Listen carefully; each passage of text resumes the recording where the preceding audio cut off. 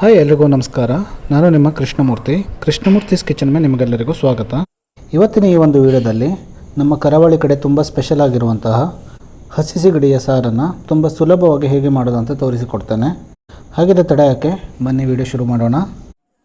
ನಾನಿಲ್ಲಿ ಅರ್ಧ kg medium size ಸಿಗಡಿನ ಚೆನ್ನಾಗಿ ಕ್ಲೀನ್ ಮಾಡಿ ತೊಳೆದು ತಗೊಂಡಿದ್ದೇನೆ. ನಾನು ಇದನ್ನು ಕ್ಲೀನ್ ಮಾಡಿದ ಮೇಲೆ ಸುಮಾರು 300 ಗ್ರಾಮ್ ಆಗುವಷ್ಟು ಸಿಗಡಿ ಸಿಕ್ಕಿದೆ.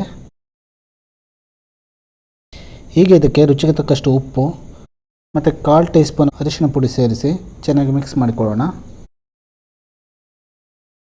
ಎಲ್ಲ ಚೆನ್ನಾಗಿ ಮಿಕ್ಸ್ ಆಗಿದೆ. ಈಗ ಇದನ್ನು ಒಂದು ಅರ್ಧ ಗಂಟೆಗಳ ಕಾಲ ಮ್ಯಾರಿನೇಷನ್ಗೆ ಇಡೋಣ. ಈಗ ಮುಂದಿನ ಸ್ಟೆಪ್ಪಲ್ಲಿ ಈರುಳ್ಳಿ ಟೊಮೆಟೊನ ಫ್ರೈ ಮಾಡಿಕೊಳ್ಳೋಣ. ಮೊದಲಿಗೆ ಈ ಪಾತ್ರೆಯಲ್ಲಿ 2 ಟೇಬಲ್ ಸ್ಪೂನ್ ಆಗೋಷ್ಟು ಎಣ್ಣೆ ಹಾಕ್ಕೊಳ್ಳೋಣ. ಗ್ಯಾಸ್ ಫ್ಲೇಮನ್ನು ಮೀಡಿಯಮಲ್ಲಿ ಇಟ್ಕೊಳ್ಳಿ. ಎಣ್ಣೆ ಚೆನ್ನಾಗಿ ಕಾದ ನಂತರ ಇದಕ್ಕೆ ಈರುಳ್ಳಿ ಸೇರಿಸ್ಕೊಳ್ಳೋಣ. ನಾನಿಲ್ಲಿ 2 ಮೀಡಿಯಮ್ ಸೈಜ್ ಈರುಳ್ಳಿನ ಸಣ್ಣ ಕಟ್ ಮಾಡಿ ತಗೊಂಡಿದ್ದೇನೆ. ಈರುಳ್ಳಿ ಲೈಟ್ ಬ್ರೌನ್ ಕಲರ್ ಆಗೋವರೆಗೆ ಫ್ರೈ ಮಾಡ್ಕೊಳ್ಳೋಣ. ನೋಡಿ, ಈರುಳ್ಳಿ ಲೈಟಾಗಿ ಬ್ರೌನ್ ಆಗಿದೆ. ಈಗ ಇದಕ್ಕೆ 1 ಟೀ ಸ್ಪೂನ್ ಆಗೋಷ್ಟು ಶುಂಠಿ ಬೆಳ್ಳುಳ್ಳಿ ಪೇಸ್ಟು ಹಾಗೆ ಸಿಗದಿರುವಂಥ 2 ಹಸಿಮೆಣಸಿನಕಾಯಿ ಸೇರಿಸಿ ಶುಂಠಿ ಬೆಳ್ಳುಳ್ಳಿದು ಹಸಿ ವಾಸನೆ ಹೋಗೋವರೆಗೆ ಫ್ರೈ ಮಾಡಿಕೊಳ್ಳೋಣ. ಒಂದು 2 ನಿಮಿಷ ಫ್ರೈ ಮಾಡ್ಕೊಂಡಿದ್ದೇನೆ. ಶುಂಠಿ ಬೆಳ್ಳುಳ್ಳಿ ಹಸಿ ವಾಸನೆ ಎಲ್ಲ ಹೋಗಿದೆ. ಹಾಗೆ ಈರುಳ್ಳಿನ ಚೆನ್ನಾಗಿ ಗೋಲ್ಡನ್ ಬ್ರೌನ್ ಆಗಿದೆ. ಇದೇ ಸಮಯದಲ್ಲಿ ಇದಕ್ಕೆ ಟೊಮೆಟೊ ಸೇರಿಸ್ಕೊಳ್ಬೇಕು. ನಾನಿಲ್ಲಿ 2 ಸಣ್ಣ ಗಾತ್ರದ ಟೊಮೆಟೊನ ಕಟ್ ಮಾಡಿ ತಗೊಂಡಿದ್ದೇನೆ. ಟೊಮೆಟೊ ಚೆನ್ನಾಗಿ ಸಾಫ್ಟ್ ಆಗೋವರೆಗೆ ಫ್ರೈ ಮಾಡ್ಕೊಳ್ಳೋಣ. ಈಗ ಇದಕ್ಕೆ ಸ್ವಲ್ಪ ಉಪ್ಪು ಸೇರಿಸಿ ಫ್ರೈ ಮಾಡ್ಕೊಳ್ಳೋಣ. ಫ್ರೈ ಮಾಡೋ ಸಮಯದಲ್ಲಿ ಹೀಗೆ ಸ್ವಲ್ಪ ಉಪ್ಪು ಸೇರಿಸೋದ್ರಿಂದ ತುಂಬ ಬೇಗ ಸಾಫ್ಟ್ ಆಗ್ತದೆ. ನೋಡಿ, ಟೊಮೆಟೊ ಸಾಫ್ಟ್ ಆಗಿದೆ.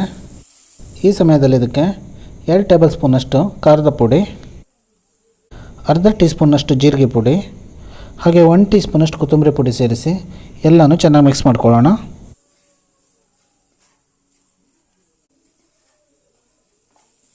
ನೋಡಿ, ಎಲ್ಲ ಚೆನ್ನಾಗಿ ಮಿಕ್ಸ್ ಆಗಿದೆ. ಈಗ ಇದಕ್ಕೆ 1/4 ಕಪ್ ಆಗುವಷ್ಟು ನೀರನ್ನು ಸೇರಿಸಿ ಈರುಳ್ಳಿ ಟೊಮೆಟೊ ಎಲ್ಲ ಚೆನ್ನಾಗಿ ಕರಗೋವರೆಗೆ ಫ್ರೈ ಮಾಡ್ಕೊಳ್ಳೋಣ.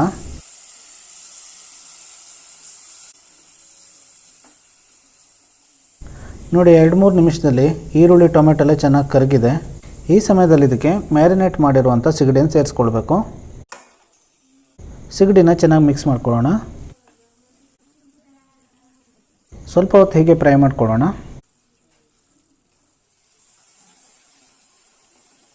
ನಾನು ಇದನ್ನು 3 ನಿಮಿಷ ಫ್ರೈ ಮಾಡ್ಕೊಂಡಿದ್ದೇನೆ.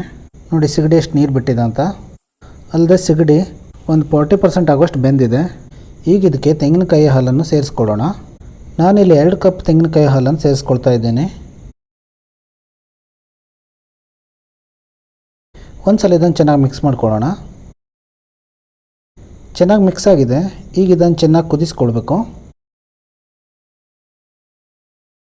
ನೋಡಿ, 4 ನಿಮಿಷ ಆಗಿದೆ. ಸಾರು ಚೆನ್ನಾಗಿ ಕುದಿ ಬರ್ತಾ ಇದೆ. ಈಗ ಇದಕ್ಕೆ ಒಂದು ಅರ್ಧ ಟೀ ಸ್ಪೂನ್ ಆಗುವಷ್ಟು ಗರಂ ಮಸಾಲ ಪುಡಿ ಸೇರಿಸಿ ಮಿಕ್ಸ್ ಮಾಡ್ಕೊಳ್ಬೇಕು. ಈಗ ಇದನ್ನು ಇನ್ನೊಂದು 2 ನಿಮಿಷ ಕುದಿಸ್ಕೊಳ್ಳೋಣ. ನಾನು ಮೊದಲು ಸಿಗಡಿನ 3 ನಿಮಿಷ ಫ್ರೈ ಮಾಡ್ಕೊಂಡಿದ್ದೇನೆ. ಅದರ ನಂತರ 6 ನಿಮಿಷ ಬೇಯಿಸ್ಕೊಂಡಿದ್ದೀನಿ. ಸಿಗಡಿ ಏನಂದರೆ ತುಂಬ ಬೇಗ ಬೆಂದುಬಿಡುತ್ತೆ. ಜಾಸ್ತಿ ಅಂದರೆ 10 ನಿಮಿಷದ ತನಕ ಬೇಯಿಸ್ಬೋದು. ಅದಕ್ಕೂ ಜಾಸ್ತಿ ಸಿಗಡಿನ ಏನಾದರೂ ಬೇಯಿಸಿದರೆ ಸಿಗಡಿ ಓವರ್ ಕುಕ್ಕಾಗಿ ರಬ್ಬರ್ ಥರ ಆಗಿಬಿಡುತ್ತೆ. ತಿನ್ನಲಿಕ್ಕೆ ಅಷ್ಟು ರುಚಿಯಾಗಿರಲ್ಲ. ನೋಡಿ, ಸಿಗಡಿ ಸಾರು ಆಲ್ಮೋಸ್ಟ್ ರೆಡಿಯಾಗಿದೆ. ಈಗ ಇದಕ್ಕೆ ಸ್ವಲ್ಪ ಕಟ್ ಮಾಡಿರೋ ಕೊತ್ತಂಬರಿ ಸೊಪ್ಪು ಸೇರಿಸಿ ಮಿಕ್ಸ್ ಮಾಡ್ಕೊಳ್ಳೋಣ. ನೋಡಿ, ಇದು ಸಿಗಡಿ ಸಾರು ಮಾಡೋದು ತುಂಬ ಸುಲಭವಾದ ವಿಧಾನ. ನೀವು ಬ್ಯಾಚುಲರ್ ಆಗಿರಿ ಯಾರೇ ಆಗಿರಿ ತುಂಬ ಈಸಿಯಾಗಿ ಮಾಡ್ಬೋದು. ಈ ವಿಡಿಯೋ ಇಷ್ಟ ಆಗಿದೆ ಲೈಕ್, ಕಮೆಂಟ್, ಶೇರ್ ಮಾಡೋದನ್ನು ಮರಿಬೇಡಿ. ಮುಂದಿನ ವಿಡಿಯೋದಲ್ಲಿ ಸಿಗೋಣ. ಧನ್ಯವಾದಗಳು.